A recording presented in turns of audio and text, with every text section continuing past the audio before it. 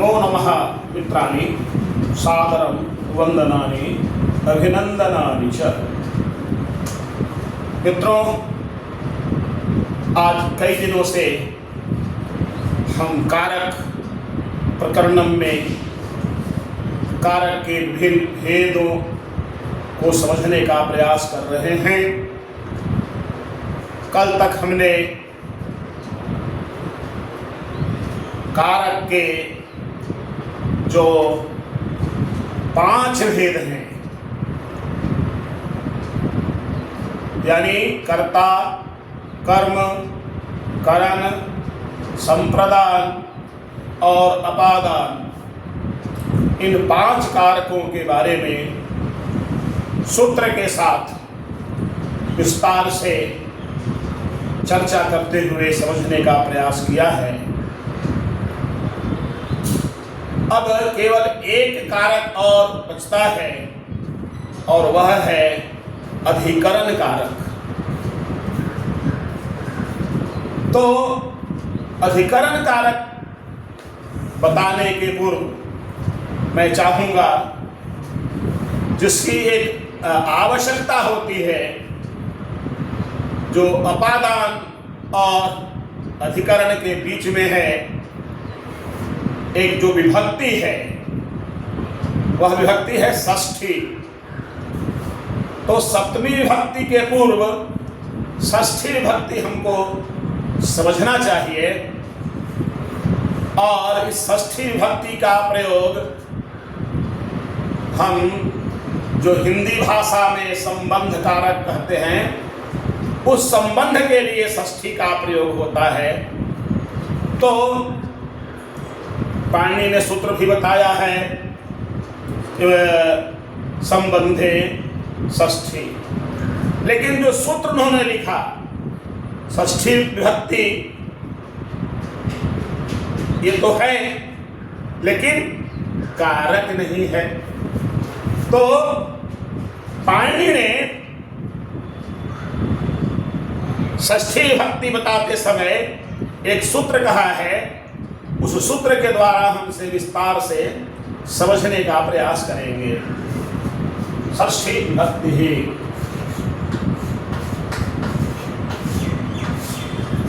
षष्ठी विभक्ति ही। तो पाणिनि ने कहा सूत्र षष्ठी के बारे में, षष्ठी शेषे, यानी शेष में षष्ठी विभक्ति होती है। अब सोचिएगा कि शेष क्या है भाई। तो जो कारक नहीं है, कारक समझ में आपको ध्यान में होगा, कारक इसमें जो कर्ता, कर्म, करण, संप्रदान, अपादान और अधिकरण, ये जो कारक के 6 प्रकार हैं, 6 भेद हैं। तो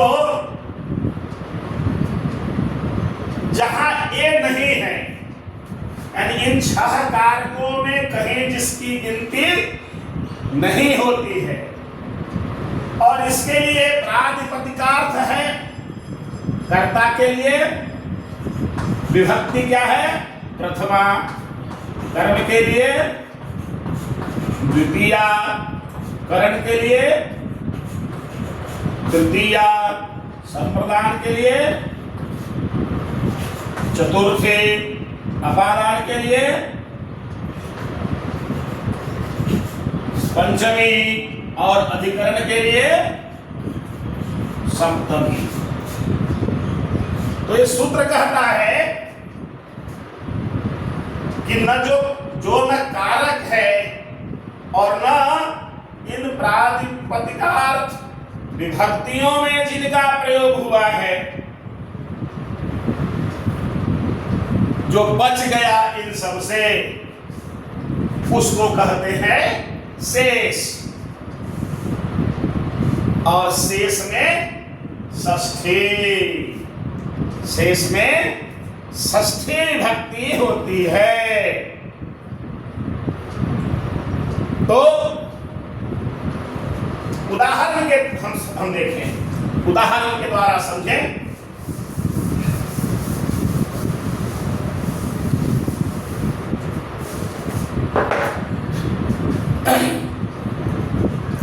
उदाहरण है राज्ञः पुत्रः गच्छति। इसमें गच्छति क्रिया है और पुत्रः करता है। तो राज्ञः आ गया एक, यानी पुत्र के साथ इसका संबंध है। पुत्र के साथ इस राजा का संबंध है, क्योंकि यह पुत्र किसका है? राजा का है। तो इसलिए ये कारक तो नहीं है, फिर भी इसमें षष्ठी विभक्ति हुई है, क्योंकि इसकी गिनती किसी कारक में नहीं है, यह शेष बच जाता है, इसलिए इसमें षष्ठी विभक्ति हुई है। तो और भी बहुत सारे हैं। दूसरा उदाहरण देखेंगे।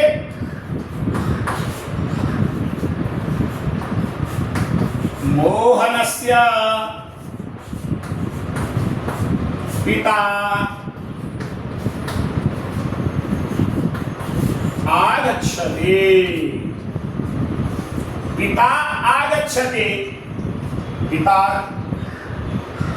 ये कर्ता, आगच्छति क्रिया। किंतु मोहनस्य, पिता और मोहन में संबंध है, पिता पुत्र का संबंध है, कारक नहीं है, न प्रातिपदिकार्थ है, शेष बच गया है। तो शेष में षष्ठी विभक्ति होगी, इसलिए मोहनस्य में षष्ठी विभक्ति हुई है। तो यही षष्ठी से सूत्र का भावार्थ है। अब दूसरा उदाहरण देखें।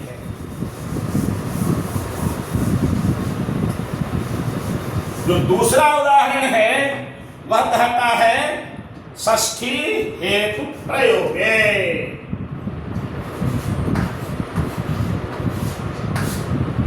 हेतु प्रयोगे, जिस पद में हेतु होगा, कारण,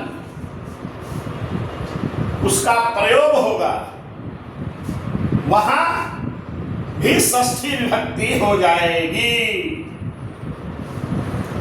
अब चूंकि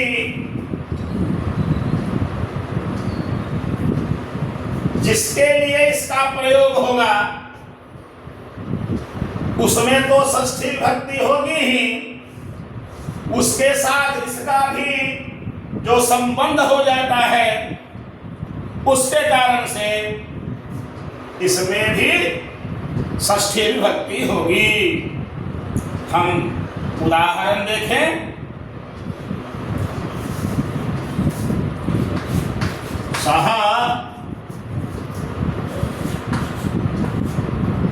अन्नस्य हेतोः वसति। वह अन्न के कारण, अन्न के लिए रहता है। रहने का कारण क्या है? हेतु क्या है? अन्न है, इसीलिए वह रहता है। सह मिष्टान्नस्य हेतोः आगच्छति। वह मिठाई के कारण आता है। तो अन्नस्य, इसमें भी क्या है? षष्ठी विभक्ति हुई है। षष्ठी हेतु का प्रयोग तो है ही, और इसके साथ ये कारण जो है, और वह समानाधिकरण हो जाने के कारण इसमें भी षष्ठी विभक्ति हुई है। षष्ठी हेतु प्रयोगे, ये सूत्र यही कहता है। दूसरा,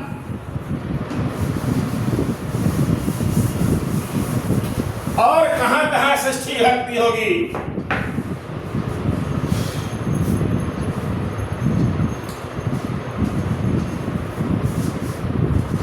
तो दूरांति कार्थैः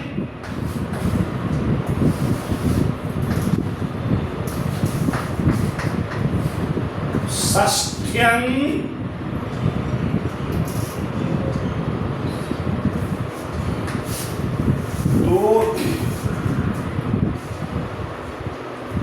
षष्ठन्य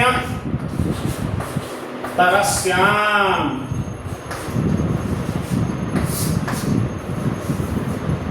दूरांतिका दूरांतिकार्थैः षष्ठन्यतरस्याम, अर्थात दूर और अंतिक। हम पहले भी जब पंचमी का प्रयोग पढ़ रहे थे, वहां भी संकेत था। दूर और समीप के अर्थ वाले पदों का यदि प्रयोग होता है तो षष्ठी, और अन्यतरस्याम दूसरा भी होगा। और दूसरा क्या होगा? तो दूसरा होगा वह है पंचमी, जो हमने कल हम लोगों ने उसको पढ़ा था। तो उदाहरण लगभग उसी समान है। विद्यालयस्य या विद्यालयात्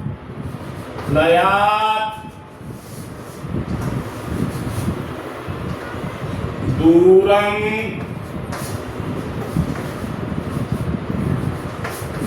वनम् अस्ति। विद्यालयस्य दूरं वनम् अस्ति या विद्यालयात् दूरं वनम् अस्ति। इसी तरह से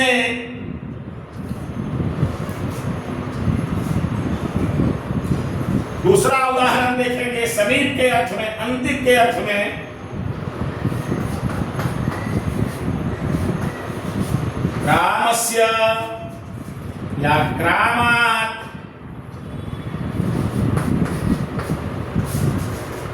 समीपं विद्यालयः अस्ति। तो ग्रामस्य समीपं विद्यालयः अस्ति और अन्यतरस्यां ग्रामात् समीपं विद्यालयः अस्ति। तो ये षष्ठी और पंचमी, ये दोनों विभक्तियों का प्रयोग होगा। अब अगला सूत्र देखेंगे।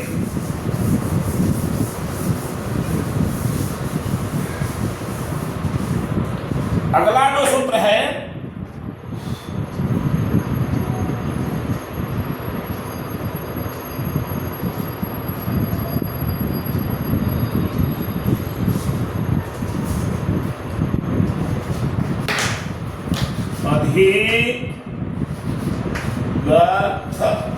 अधिगर्थदेशाम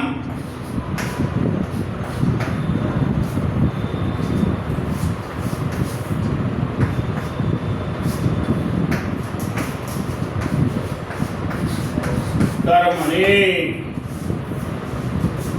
अधिगर्थदेशाम कर्मणि, यहां कहता है कि अधिपूर्वक यदि एक हो या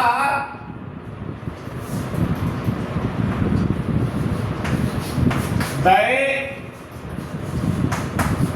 और ईश अधि एक अलग अलग कर लीजिए। अधिपूर्वक एक दय और ईश, इन धातुओं से बने पदों का प्रयोग यदि होता है तो वहां पर भी षष्ठी विभक्ति होगी।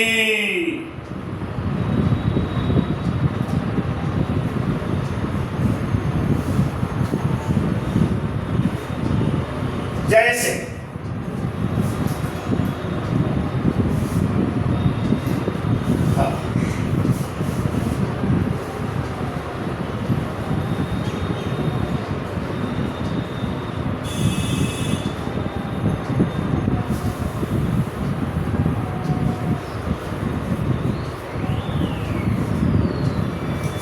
जैसे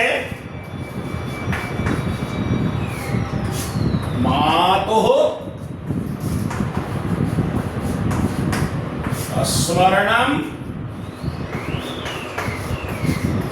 करोमि, यहां मातुः में षष्ठी विभक्ति है।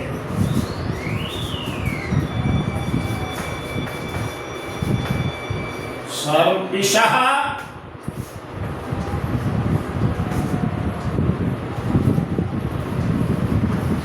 दयनम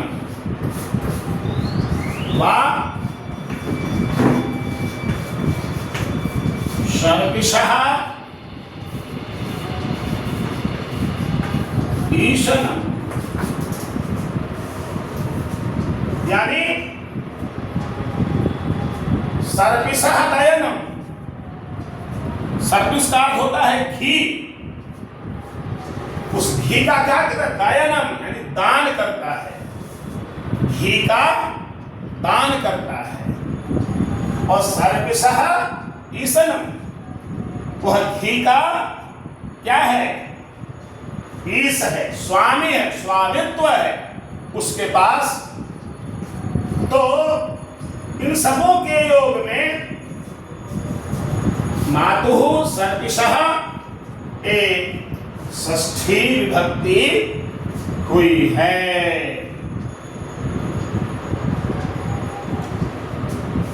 और भी उदाहरण देखें।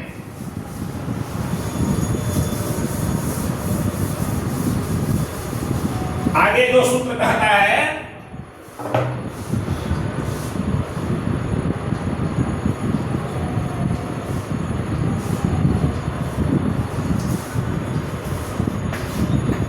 थोड़ा सूत्र बड़ा है, निमित्त पर्याय प्रयोगे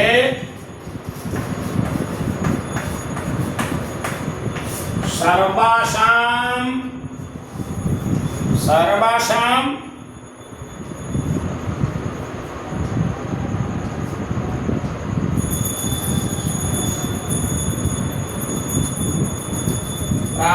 दर्शनम।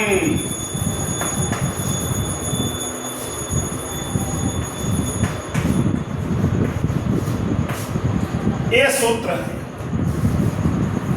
तो यह सूत्र जो कह रहा है निमित्त माने वास्ते लिए,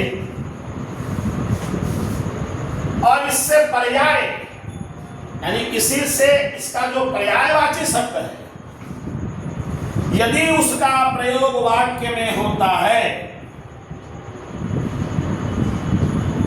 तो जो निश्चितार्थक है और जो सर्वनाम है उन दोनों में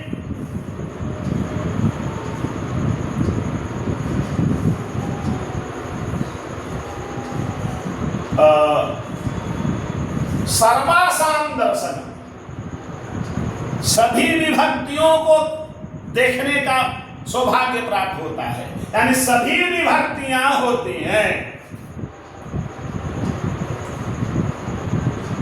किंतु उसके साथ शर्त क्या है कि निमित्त के साथ सर्वनाम भी होना चाहिए।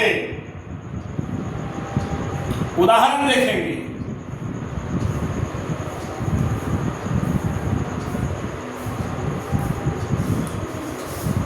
यह किम है,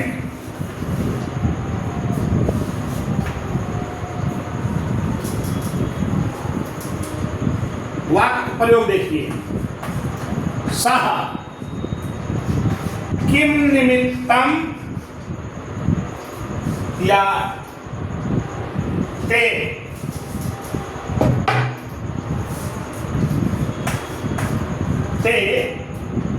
किम निमित्तम वसन्ते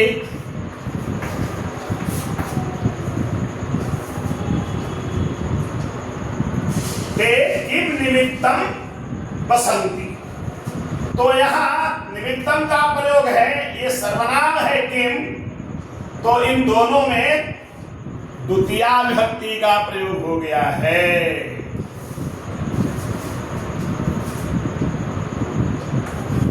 ते केन निमित्तेन वसन्ति।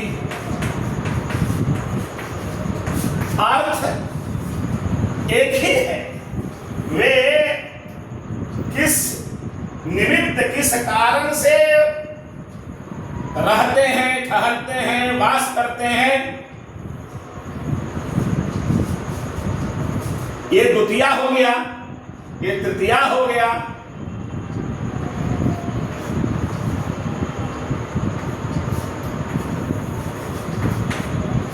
कस्मै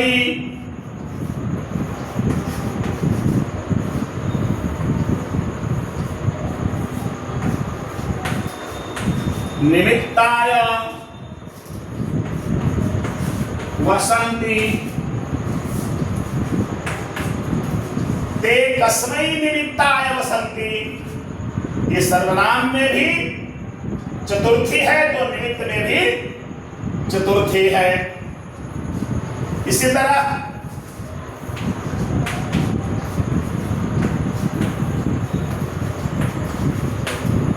अस्मात्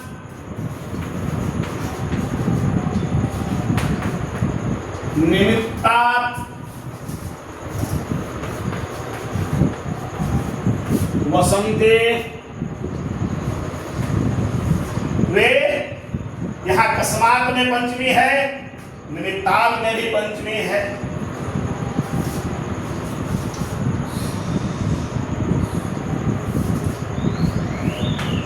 ते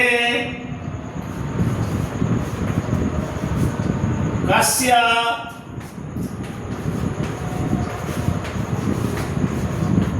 निमित्तस्य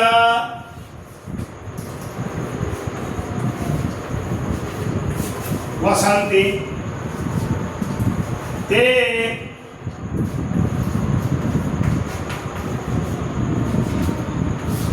कस्मिन् निमित्ते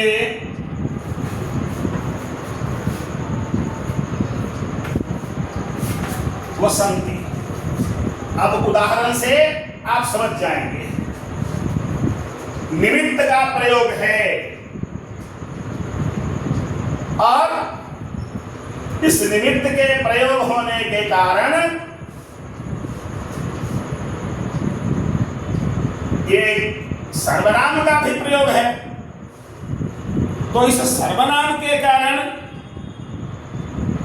निमित्तार्थक और ये सर्वनाम, ये सब में विभक्तियां, सर्वासाम प्राय दर्शनम, सभी विभक्तियों का दर्शन होता है।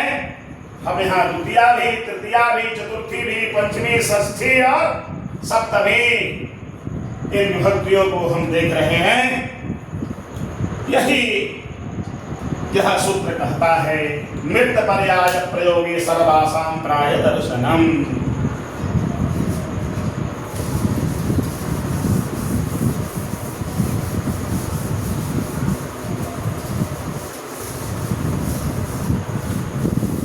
मित्रों, कुछ और भी सूत्र हैं जिसके कारण से षष्ठी विभक्ति का प्रयोग होता है।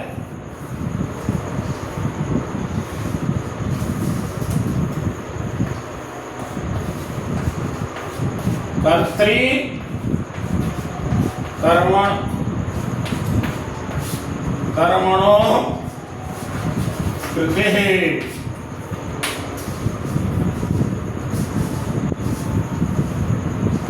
कर्तरी कर्मणो कृति। अर्थात जो कर्ता है, यदि उसकी कृति का वर्णन करते हैं तो कर्ता में षष्ठी विभक्ति होगी। कृत प्रत्यान कैसे कह सकते हैं कि कृत प्रत्यान जो शब्द हैं उसके योग में कर्तृकर्मणों, कर्ता और कर्म दोनों में षष्ठी विभक्ति का प्रयोग होगा। जैसे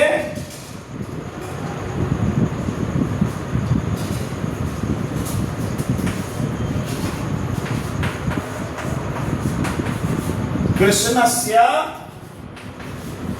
कृतिः,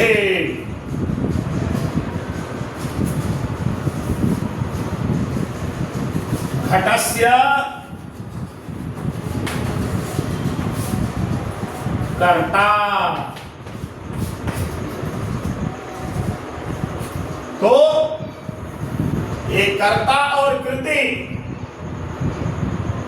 के प्रयोग होने के कारण कृष्ण की कृति और घट का निर्माण करता, इन दोनों में षष्ठी विभक्ति का प्रयोग हुआ है। और अंत में एक सूत्र और बता करके हम इसको समाप्त करेंगे, और वह सूत्र है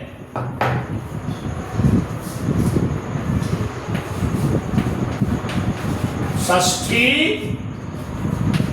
चानादरे।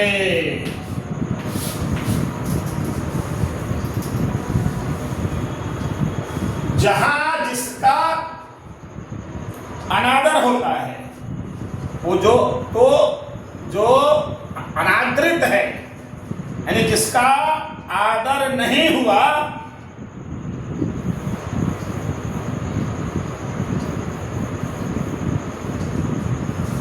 उसके लिए जो पद प्रयोग होगा उसमें षष्ठी विभक्ति होगी। और अनादर का जो कारण है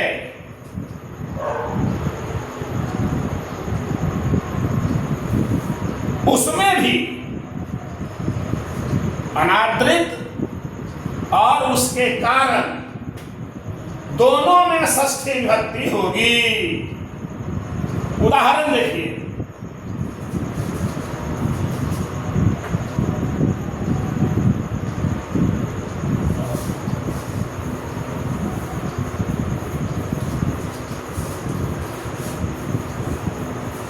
रुदतः पुत्रस्य पिता गतवान। पुत्रस्य पिता गतवान, पुत्र का पिता चला गया। रुदतः, रोता हुआ छोड़ करके, रोते हुए पुत्र को देख करके भी पिता चला गया। तो यहां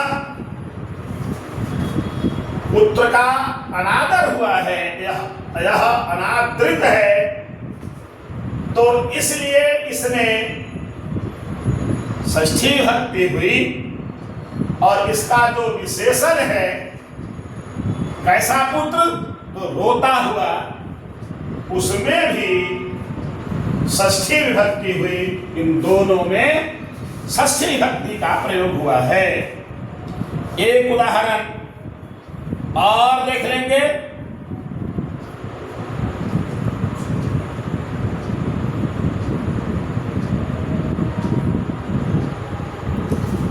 सूत्र षष्ठी भी होती है और सप्तमी भी होती है।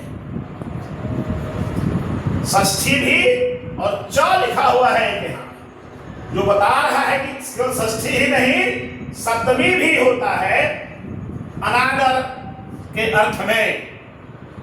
तो ये था षष्ठी का प्रयोग। अब सप्तमी का भी प्रयोग देखेंगे। ये था षष्ठी और सप्तमी।